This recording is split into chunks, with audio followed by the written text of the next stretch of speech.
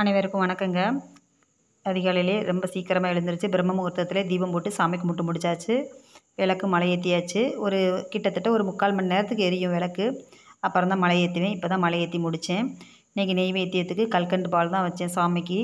நான் டெய்லி காலையில் 3 மணிக்கே எழுந்திரிச்சிடுவேன். எழுந்திரிச்சு குளித்து விளக்கேற்றி சாமி கும்பிட்றப்ப நம்ம நினச்சதெல்லாம் நம்ம கிட்டக்க வந்து நடந்த மாதிரி ஒரு மனசில் ஒரு நம்பிக்கை இருக்குது நமக்கு அந்த டயத்தில் சாமி கும்பிட்றது. பச்சரிசியை ஊற வச்சு நான் மிக்சியில் அடித்து இந்த கோலம் போட்டேன். எப்போவுமே கேஸ் ஸ்டவ்வில் கோலம் போட்டதில்லை. சரி நம்மளும் போட்டு பார்ப்பேன்னு போட்டேன். ரொம்ப அழகாக இருக்குது பார்க்குறப்ப.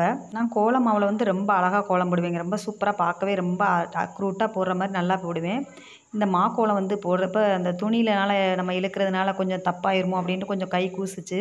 இப்போ தான் ஃபஸ்ட் டைம் போட்டேன். அதனால் கொஞ்சம் ஏதோ ஏனோதானோ இருக்குது. ஆனால் பார்க்குறதுக்கு நல்லாயிருக்கு. இன்றைக்கி காலை டிஃபன் வந்து தக்காளி சட்னி வச்சு இட்லி தான் ரெடி பண்ணுறேன்.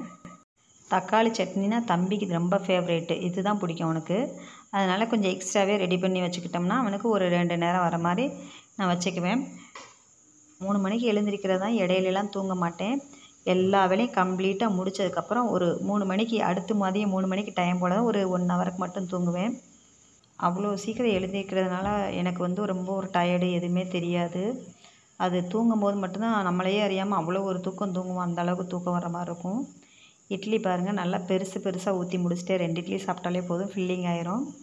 சின்ன சின்ன அழகுப்படுத்திலாம் ஊற்றிக்கிட்டு இருக்க நமக்கு நேரம் இல்லை. நமக்கு அடுத்தடுத்து வேலை இருந்துக்கிட்டே இருக்கும். அப்படிங்கும்போது நான் கொஞ்சம் எக்ஸ்ட்ரா மாவு ஊற்றி இட்லி ஊற்றி முடிச்சிடுவேன். தக்காளி சட்னி ரெடி ஆயிடுச்சு. இன்றைக்கி என்னன்னு தெரியல, கொஞ்சமாக தேங்காய் சட்னி ரெடி பண்ண சொன்னாங்க. அவங்களுக்காக தேங்காய் சட்னி ரெடி பண்ணி வச்சுட்டு ஒரு தாளிப்பு கொடுத்தோன்னே தக்காளி சட்னி தேங்காய் சட்னி ரெடி பண்ணி வச்சாச்சு. இப்போ ஸ்கூல் லீவு அப்படின்றதுனால தம்பி எப்படியும் 9 மணிக்கு தான் தூங்கி எழுந்திருப்பான். நான்லாம் ரெடி பண்ணிவிட்டு சாப்பிட ஆரம்பிக்கும் போது மணி டைம் வந்து 9 ஆயிடுச்சு. அப்படியே சாப்பிட ஆரம்பிச்சிட்டோம். சேமியா கேசரி ரெடி பண்ணேன். அதுவுமே நல்லா டேஸ்ட்டாக சூப்பராக பண்ணியிருந்தேன். அதுவும் இட்லியோடு வச்சு சாப்பிட்டோம். ஈவினிங் 1 ஹவருக்கு நல்லா சரியான மழைங்க. விடாமல் நல்லா இடியும் மின்னலோடு அவ்வளோ காற்றோடு அவ்வளோ பெரிய மழை பெஞ்சிச்சு. தம்பிக்கு இந்த மழைக்கு எதாவது சாப்பிடணும்னு தோணிடுச்சு போல். ஏதாவது ரெடி பண்ணி கொடுங்கன்னா கரண்ட்டு வேறு இல்லை. என்னத்தை ரெடி பண்ணி கொடுக்குறது? ஆயுத பூஜைக்கு வாங்கின பொரி இருந்துச்சு. சாட்டு மசாலா, தக்காளி, லெமனு, பொடிசாக கட் பண்ணி வச்ச ஆனியனும் போட்டு இந்த மாதிரி நல்லா கலந்து விட்டு எடுத்து சாப்பிட்றப்ப நல்லா டேஸ்ட்டு நல்லா இருந்துச்சு. தம்பியுமே சாப்பிட்டு பார்த்துட்டு நல்லா இருக்குமா அது சாப்பிட்றதுக்கு தான் முதல் முறையாக செஞ்சு கொடுத்தேன். சாப்பிட்டு பார்த்தா நல்லா இருந்துச்சு. உங்கள் வீட்லேயும் ஆயுத பூஜை பொரி மீதி இருந்துச்சு அந்த மாதிரி ட்ரை பண்ணி பாருங்கள். டேஸ்ட்டு நல்லாயிருக்கு.